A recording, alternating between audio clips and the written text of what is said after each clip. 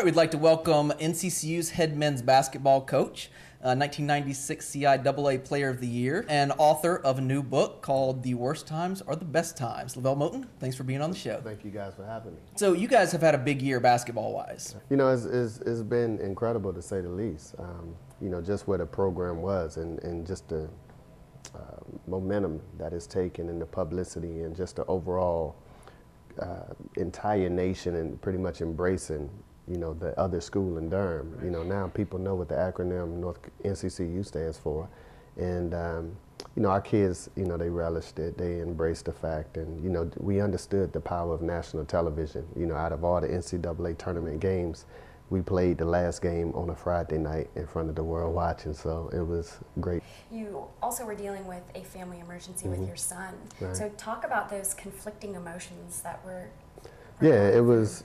I think you hit the nail on the head. It was very much conflicted because, you know, professionally you were at your zenith, right. and personally you're rock bottom. You know, my son, 2 days after we won the MEAC championship, and found out that we would be going to the NCAA tournament in San Antonio.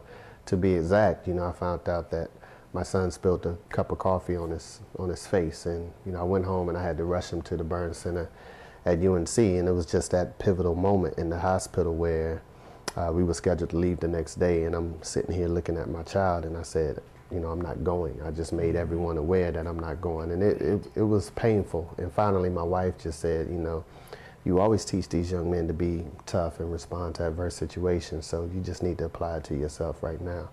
And you take care of the game, and I'll take care of the hospital, and you know, the rest is pretty much history. So.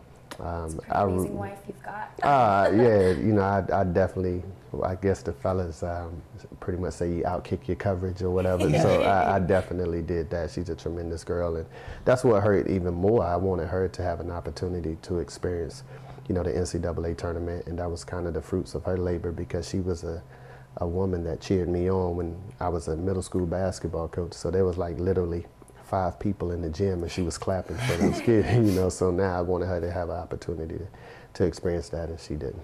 Yeah. And how's your son doing now? He's great. Well, he's great. Doing much better. Didn't need any cosmetic surgeries or skin grafts or any of that.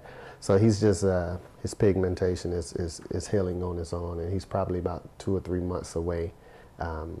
You know, from being completely back to normal, but him and his sister are fighting every single day. So well, then back to normal. yeah, him and his sister's fighting every single day. So I think he's okay. Your new book is titled The Worst Times Are the Best Times. So obviously this is kind of a, you know, a culmination of that, you know, Right. that kind of thing. Talk about the book, why it's titled that. It was the toughest thing to do after writing a book.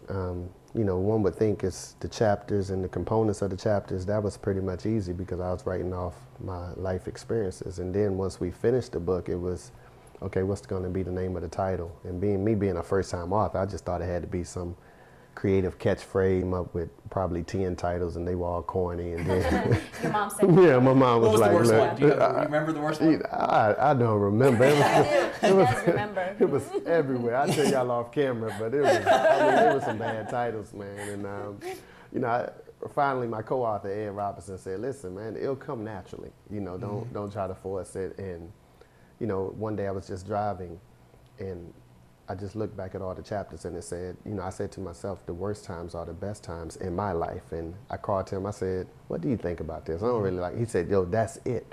That's the title. So it's stuck, and, you know, it's become the new catchphrase. Yeah. So. It's a great title. Yeah, thank you, thank you. So growing up, you went through a lot. You had a lot of challenges. Yeah. What were some of those challenges? You know, it was a multitude of challenges now, you know, that I'm a grown man and I get an opportunity to reflect in hindsight. Number one, I would say probably the most difficult challenge was just my father. My father left when I was 4, and he never came back. So, you know, it leaves a hole, it leaves a void that you have to figure out for yourself, and that's pretty much been my mantra. I had to figure out things for myself. And growing up in the environment where I grew up, you know, in a housing project, that probably wasn't the best environment to try to figure things out, because once you're trying to figure things out, it's trial and error. And through trial and error, you're going to make some mistakes. Unfortunately, some of those mistakes could become a matter of life and death, and, you know, become the difference in success and unsuccessful. So just my father overcoming that, and you know, my grandmother, she passed away in 1986, and I didn't handle that death well. Although I thought I did, I just pretty much internalized everything in it. And those feelings unknowingly acted themselves out in other ways in school, and I started hanging with the wrong crowd because I just didn't. You didn't have guidance. Yeah, and I didn't respect life. I just really thought that, you know, where I was from, you live fast and you die young, and in between you do whatever you want to do, but you're not going to make it. And you know, it was 3 blocks away from my housing project apartment was the governor's mansion.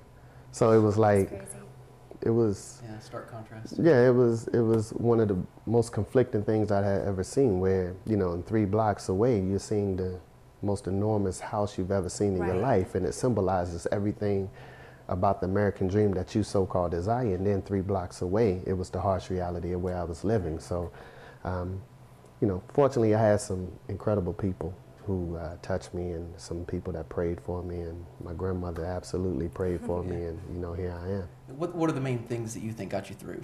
I was fortunate because I was able to connect with people and develop relationships and manage those relationships into my favor. And you know, I wasn't afraid to ask for help.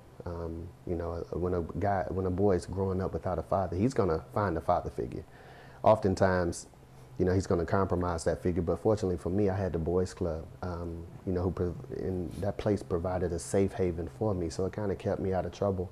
And then, you know, the local guys around the street, the drug dealers, you know, the pimps, the pushers, the convicts, you know, those guys really took a liking to me, and they really made it clear that I was off limits to anyone. So don't bring any negativity to me. So I was really, really fortunate, man. I was really fortunate. In your book, you mentioned that New Edition actually saved you. Yeah. And you also said that you knew every routine. So Oh, man. I would really like to see, you did. That was a misprint. I got to go back and edit. Yeah. So I'd like The to routine see part. you get up and do Candy Girl. Oh my goodness. Come on, this is the Lowdown. Come on.